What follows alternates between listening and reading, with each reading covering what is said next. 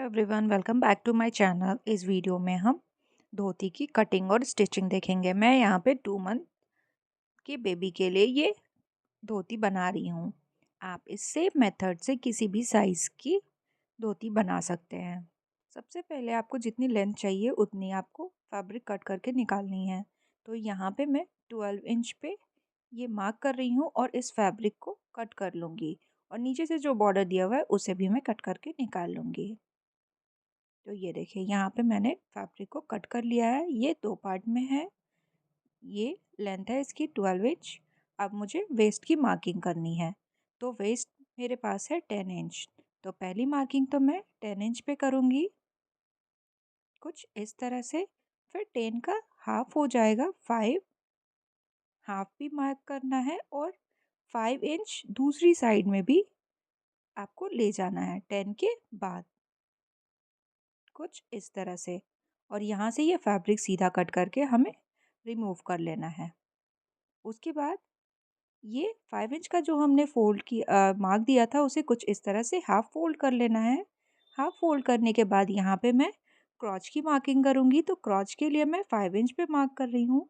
और जहाँ से फोल्ड किया है वहाँ सेंटर लेते हुए दोनों ही साइड पे 1 इंच का मार्क करेंगे और कुछ इस तरह से हमें बना लेना है एक स्ट्रेट लाइन। और नीचे ये बॉक्स जैसा बन जाएगा और यहाँ पे क्रॉच की शेप दे देनी है और इसे कट करके रिमूव कर लेना है।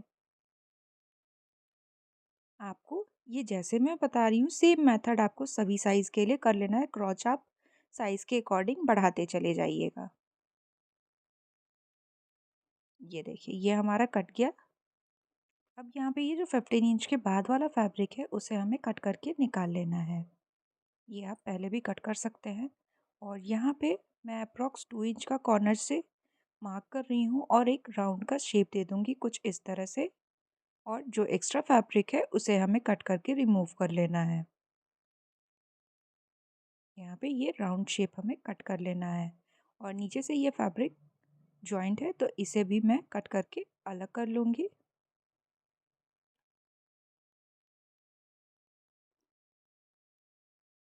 इस धोती में मैं नीचे से एक कुर्ते का फैब्रिक ऐड करूँगी और इस पे डिज़ाइन करूँगी थोड़ी सी। तो वो मैं आपको बताती हूँ। इसे दोनों टुकड़े कुछ इस तरह से हो गए हमारे पास। दोनों का ही राइट साइड आपको लेना है और राइट साइड में ये पट्टी आपको लगानी है जैसे कि मैं आपको दिखा रही हूँ। यहाँ पे मैंने 2 इंच जितनी ये पट्टी लगाई हुई है राइट साइड पे। ऐसा मैंने दोनों ही पार्ट पे किया हुआ है। अब इसके ऊपर मैं मशीन से कुछ स्टिचेस लगाऊंगी जिससे कि ये थोड़ा और सुंदर लगने लगे।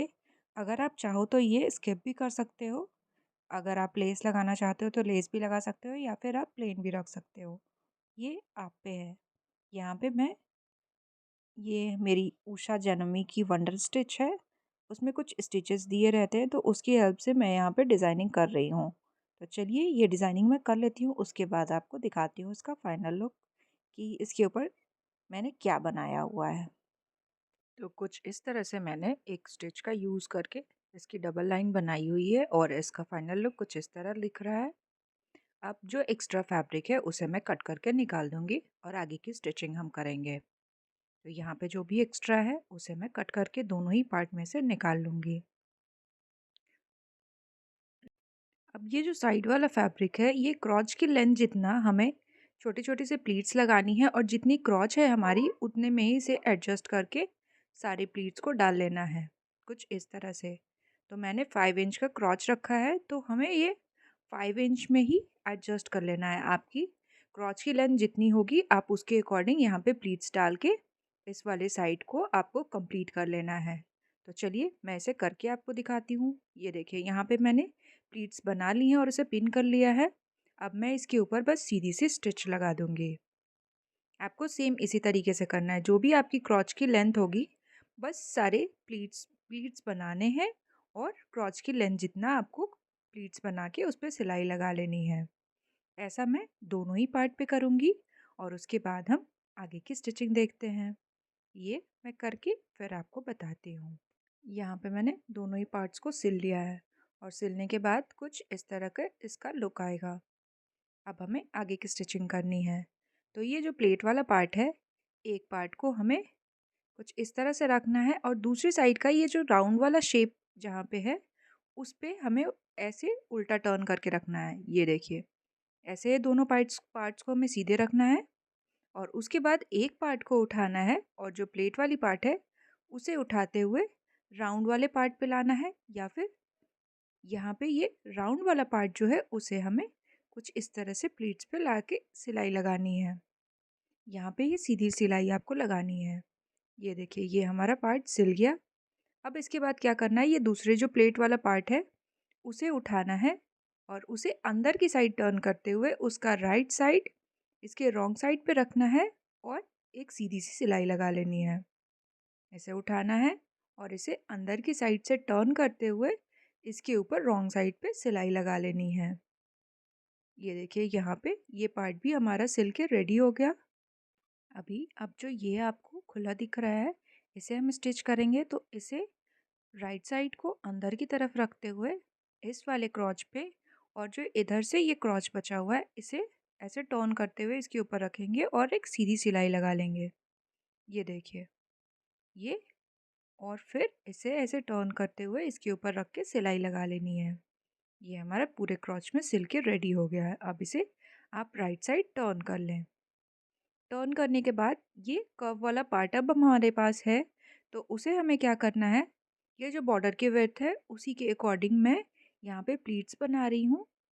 कुछ इस तरह से आपको भी प्लीट्स बना लेनी है और सेंटर में लाके इसे पिन कर लें और इसके बाद इसकी स्टिचिंग करेंगे। सेम इसी तरीके से बैक वाले पार्ट को भी हमें करना है।